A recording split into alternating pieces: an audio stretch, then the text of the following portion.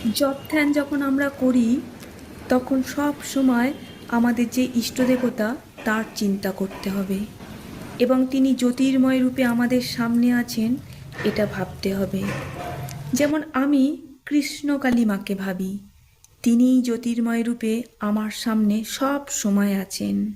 মায়ের এমন জ্যোতি, সেই জ্যোতিতে আমাদের অন্ধকারও দূর হয়ে যায়।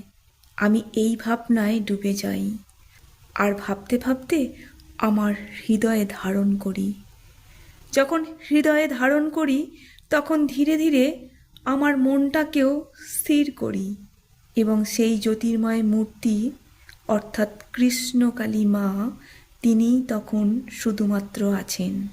আমার যে শরীর, সেই শরীরও তখন বিলুপ্ত হয়ে যায় এবং আমাদের যে যার ইষ্ট দেবতা যিনি জ্যোতির্ময় রূপে বিরাজ করছেন